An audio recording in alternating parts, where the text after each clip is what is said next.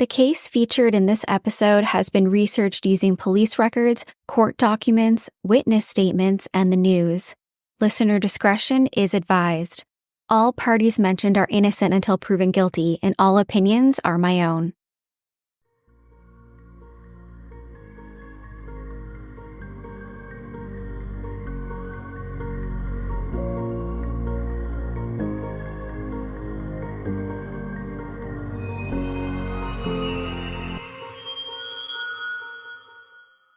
Hey everyone, my name is Nikki Young, and this is Serial Napper, the true crime podcast for naps.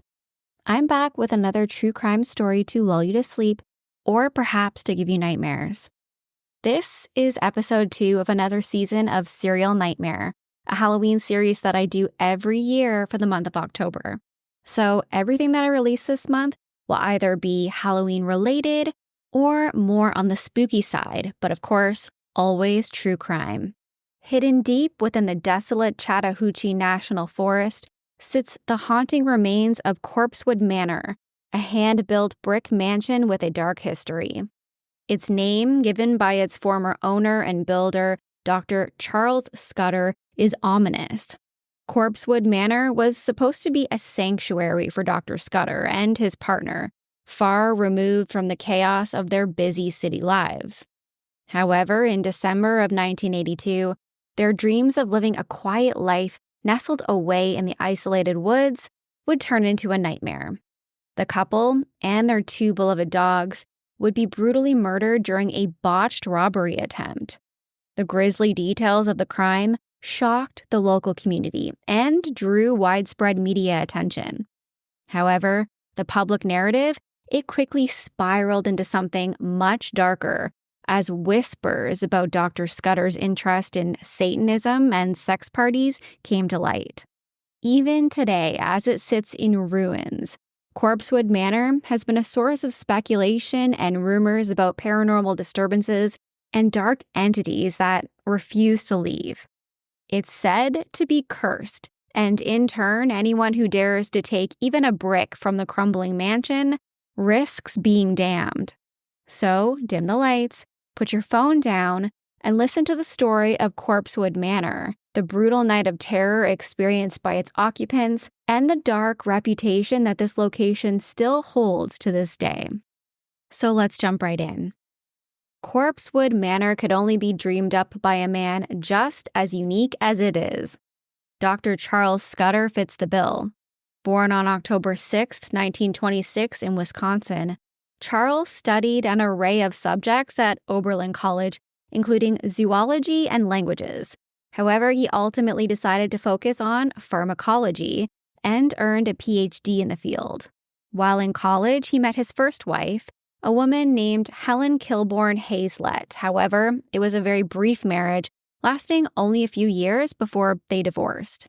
In the 50s, he would marry his second wife, Bortai Bunting, and together they would have 4 sons. In the 60s, he worked at Loyola University as an associate professor for pharmacology. For those like myself who have no clue what a pharmacologist does, it's a really neat job. They're scientists who research the ways that drugs and chemicals interact with living beings. It's a really important job because they're the ones who research, develop, and test new drugs that can be used to treat diseases. At the university, he not only taught students, but it's rumored that much of Charles' work included experiments using drugs like LSD and how these mind-altering substances affect human behavior. He's been described by some as eccentric, even owning a pet monkey. He walked around with purple hair, not something that you'd typically see a scientist in the 60s rocking, but he was also described as brilliant, polished, and soft-spoken. In his spare time, he loved to play the harp, but it was more than just a hobby. He was incredibly talented, and he was even invited to play with the Chicago Symphony Orchestra.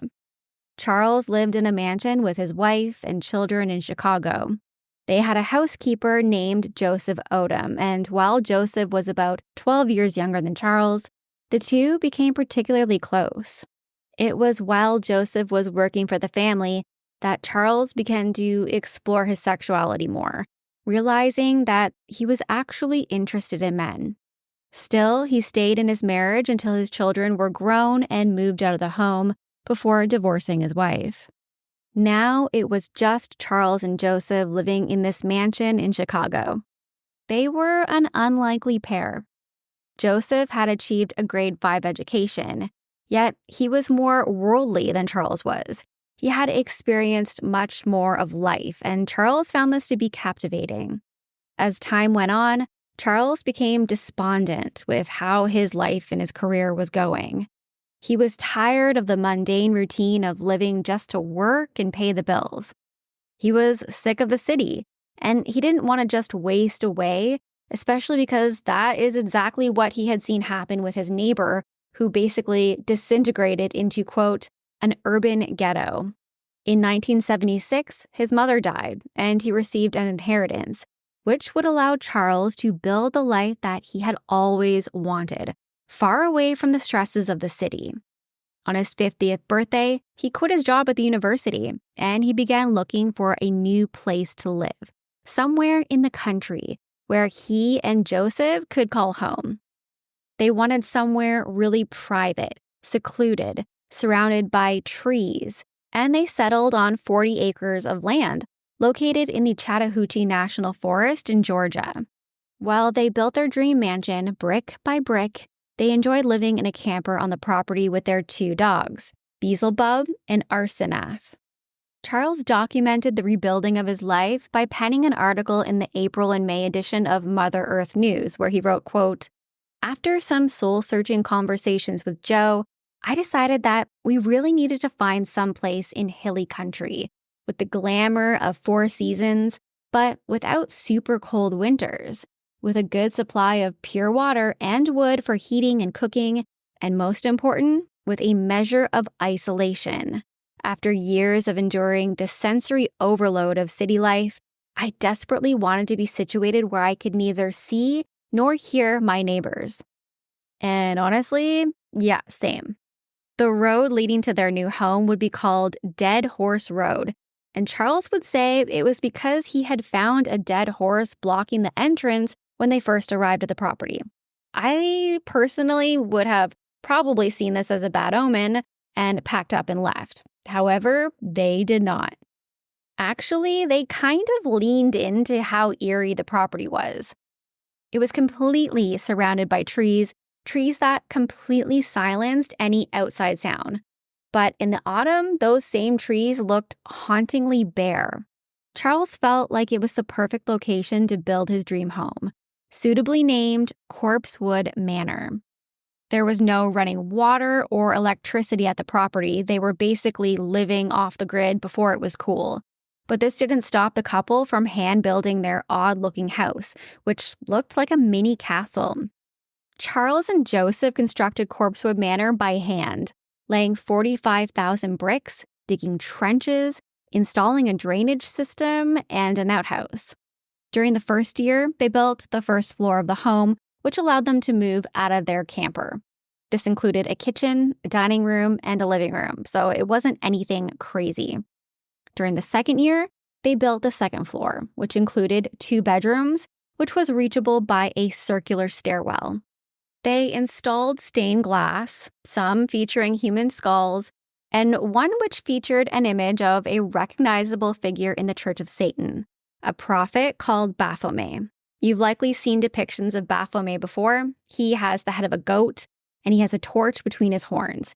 He also has a pentagram on his forehead. He's got wings, and he's giving a 2-finger salute. 2 fingers on the right hand point up, and 2 on the left hand point down, meaning as above, so below. Charles was an official member of the Church of Satan.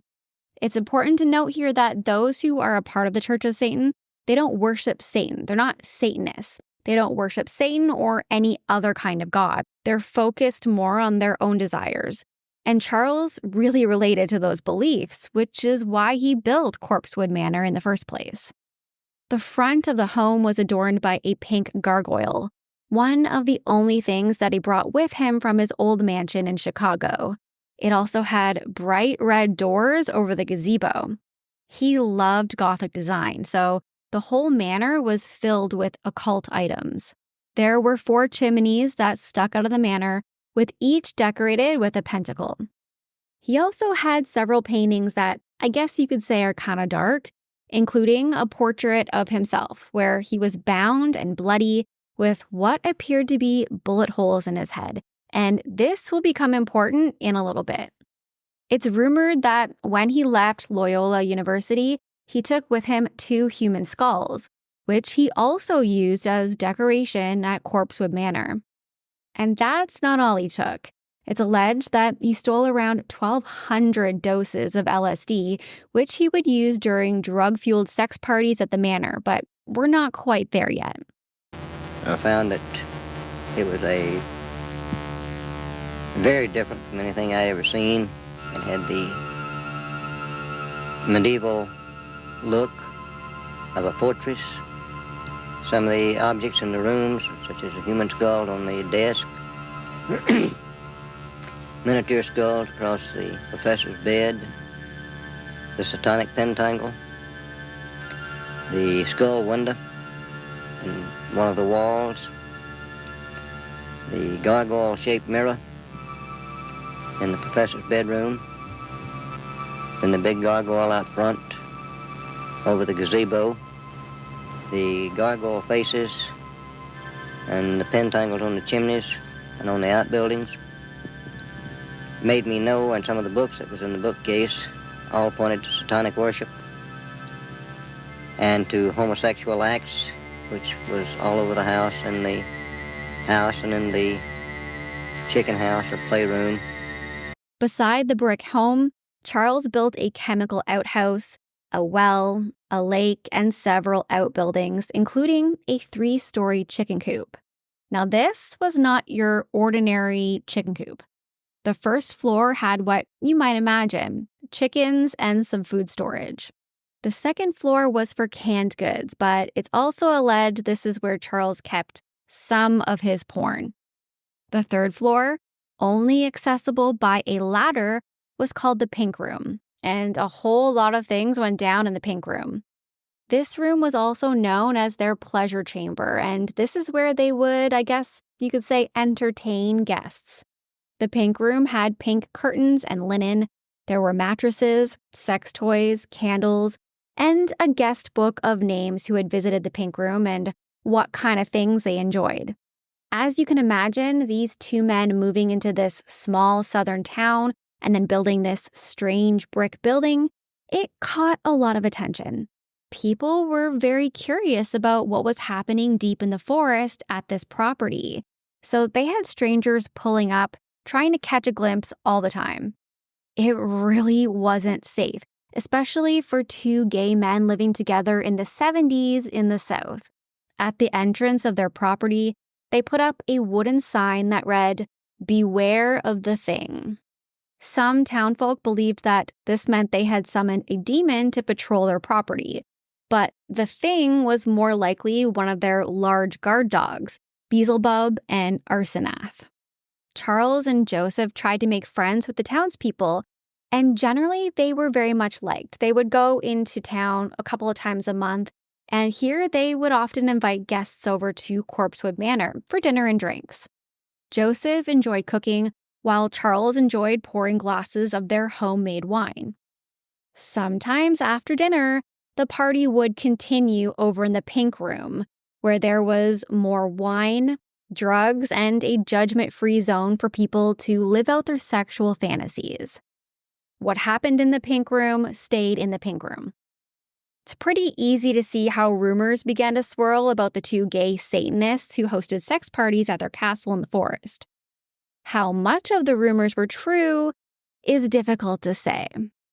Besides the townfolk who would come by out of pure curiosity, some would stop by to ask for permission to hunt on the property that surrounded Corpsewood Manor. One of these hunters was a 17-year-old boy named Avery Brock. Avery had a pretty difficult upbringing. He had been kicked out of his parents' home at a pretty early age, and he was now living in a trailer with a much older roommate, 30-year-old Tony West, who was a felon and a bad influence. I read different stories about Avery's relationship with Charles and Joseph. Some sources say that they were only acquaintances because Avery was given permission to hunt on the land, while other sources say that the young boy would join them in the pink room. Either way, the lifestyle that the two men led had Avery believing that they were much more wealthy than they were. They had this huge brick castle that was just filled with a ton of furniture and cool statues and art.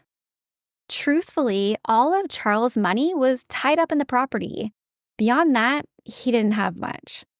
But to this young boy looking around at the castle-like building, well, he thought that they had to be really rich. So Avery told his roommate, Tony, all about the two men and their lavish lifestyle, and the two came up with a plan to rob them. Corpsewood Manor was located in an isolated location, meaning no one would hear the men calling out for help. However, they did also own two very large mastiffs, so if they wanted to rob these guys, they would likely need weapons. On December 12, 1982, Avery and Tony picked up a set of rifles from Avery's mother's house, telling her that they were going to be going rabbit hunting. Then they went and picked up two other teenagers, Joey Wells and Teresa Hudgens, who were both unaware of the plan that was about to play out. They all made their way over to Corpsewood Manor, saying that they were going to be going to this devil-worshipping house. And they huffed something that they called Toodaloo, which is a homemade combination of alcohol, paint thinner, and glue. It was something popular for the kids at the time to sniff and get high for cheap. When they arrived at the property, the group of teens shared a cigarette with Charles, and then they were invited up to the pink room for a drink. They all sat around chatting for a bit and drinking some homemade wine when Avery said that he needed to go grab more Toodaloo from the car. Instead, he grabbed his rifle from the trunk. When Avery returned to the pink room, gun in hand, he pointed it straight at Charles, and Charles, well, he thought it was a joke and said, "Bang, bang." But it wasn't a joke. Avery and Tony tied him up. They put a gag in his mouth, and they held him at knife point. They demanded that he hand over his money. But little did Avery know, there was no money. Charles and Joseph lived off of around $200 a month. Everything else had been put directly into building the house. They asked Charles who was at home in the main building, and he told them that Joseph and their two dogs were over there. While Charles begged to be let go because he didn't have any cash to give them, Avery decided to step things up a notch. He climbed down the ladder from the pink room and he walked into Corpsewood Manor, where he encountered Joseph and the two dogs. He began firing his gun at all three of them, killing them. Gunshots rang out in the normally dead silent forest. Avery returned to the pink room, and everyone in that room knew what had just happened. Tony then forced Charles down the ladder and over to the main house, where he was faced with the sight of his dead partner and his two beloved dogs. He once again demanded money from Charles. Knowing that he couldn't provide it, Charles said his last words, quote, "I asked for this," and then he tried to pull away. He was shot 5 times in the head, and he fell dead to the floor. Corpsewood Manor had eerily lived up to its name that night. Avery and Tony quickly took anything that looked valuable that they were able to carry. It really wasn't much, maybe a few coins, some jewelry, and some gold decorative items.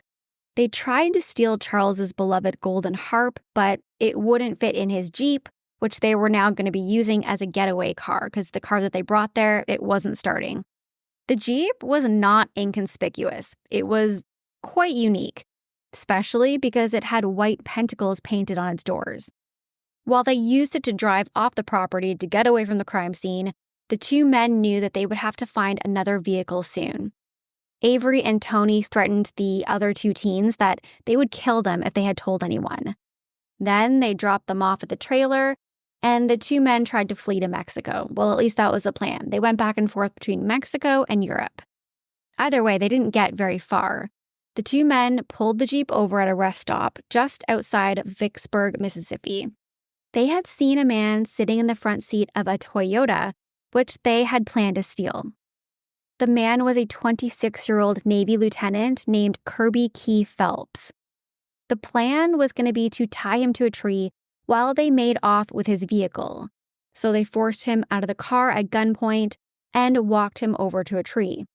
Then Avery began to unload the Jeep into the Toyota when suddenly he heard gunshots ring out. Tony had shot the young man and had killed him. They both then took off in the Toyota, hoping that no one had seen or heard anything. Meanwhile, days after Charles and Joseph's brutal slaying at Corpsewood Manor, a friend who had stopped by would discover their bodies.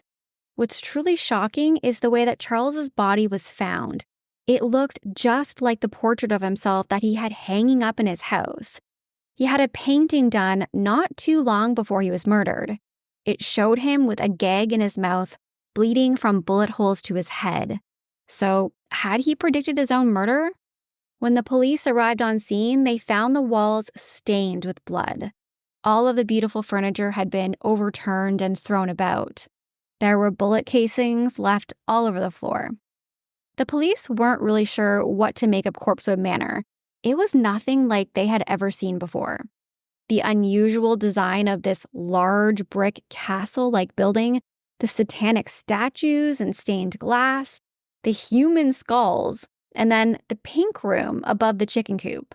When details of this double homicide got out, it caused a media frenzy. Charles and Joseph were labeled the slain homosexual devil worshippers, and during a time of satanic panic in a deeply religious southern state, it was difficult to discern what was true and what was just made up out of fear. The victims were basically re-victimized all over again on every newspaper. By this time, Avery and Tony had a falling out, and they were now traveling alone. They didn't make it anywhere near Mexico or Europe. Avery, who was hitchhiking his way across the country, he called his mother, and that's when he learned that a warrant had been put out for his arrest for the murders. Avery said he went down to the house, went down first to the car, and he said to check and see if the rifle was there. And then they got the rifle. He got the rifle out of the car and went down to the house where Odom was supposed to have been, the housekeeper, and the two dogs. He said he took the gun because he was afraid of the dogs, afraid they were loose, and he didn't want them to get a hold of him. And he said at the time that he was going down there, that he could feel, he could see different flashes in his eyes, and he said when he got there that it looked like that Odom had a gun, was getting a gun, and he thought that Odom was going to shoot him. And he told me, the way he told me, that he shot the dogs, and he didn't know where he hit Odom or not. And then later on, he said he just didn't know where he did or where he did. Mm-hmm. But the law, down there said he did. So I don't really know. I don't believe he did. He knew the gig was up. It was only a matter of time now until he was caught. So he walked into a gas station and he told the attendant who he was and what he had done. The attendant called the police swarmed the gas station, and Avery was arrested. As for Tony, he was running out of money and stamina. When he had heard that Avery was arrested, he too decided that it was just a matter of time. He walked into a police station and he turned himself in the day before Christmas. When the double homicide of Dr. Charles Scudder and Joseph Odom went to court, there were a lot of allegations made by both defendants. Avery Brock, he admitted to killing Joseph Odom, and he was sentenced to 3 consecutive life terms. At least he was honest about what he had done. However, Tony West, he pleaded innocent to the charges of murdering Charles Scudder. At first, he argued that they weren't at Corpse Manor to steal anything at all. It was actually a revenge plot, because Charles had previously forced Avery to perform oral sex on him in the pink room. Then he argued that the two men, they were hallucinating at the time of the killings, because Charles had allegedly spiked their wine with LSD. Now, it should be noted that while Charles did enjoy spiking his own drinks with LSD sometimes, there were no traces of LSD found in the wine at the crime scene. Finally, Tony's attorney tried to argue that the couple had actually bewitched his client. Tony would testify, quote, "All I can say is they were devils, and I killed them. That's how I feel about it." While it was certainly a sensationalized statement, the jury wasn't buying any of it, and they found him guilty. Tony was sentenced to death. However, he won an appeal, and he was given life in prison in exchange for a guilty plea. Both men still sit behind bars today, and it's likely that they will both die in prison. With a name like Corpsewood, it's easy to see why, even after its occupants had been murdered and were dead, people continued to visit the eerie structure on the property. Just months after the murders, the house also became a victim to arson. The ruins of this unique brick castle-like manor are now privately owned and overgrown by weeds, but much of it does still stand. Many of the locals refer to the area as Devil Worshippers Mountain, and they believe that Charles had plans to turn the property into a satanic church. Rumors still swirl about animal sacrifices and blood drinking that happened at Corpsewood Manor. Some say that the place is still incredibly haunted, and that if you listen closely, you might hear the sound of the dogs barking or the ring of a gunshot. Others believe that the property is cursed, and if you take anything, something even as small as a brick, you too will be cursed. Despite the couple's well-regarded status among those who knew them, the shadows of that brutal night still loom over the forest, casting a dark and eerie reputation on Corpsewood Manor, Dr. Charles Scudder's dream home and final resting place. That's it for me tonight. If you want to reach out, you can find me on Facebook at Serial Napper. You can find my audio on Apple or Spotify or wherever you listen to podcasts. I post all of my episodes in video format over on YouTube, so go check it out. And if you're watching on YouTube, I'd love if you can give me a thumbs up and subscribe. I'm over on X, formerly known as Twitter, at serial_napper, and I post things on TikTok, Serial Napper Nick, and that's all one word. Until next time, sweet dreams, stay kind, especially in the comments. Bye.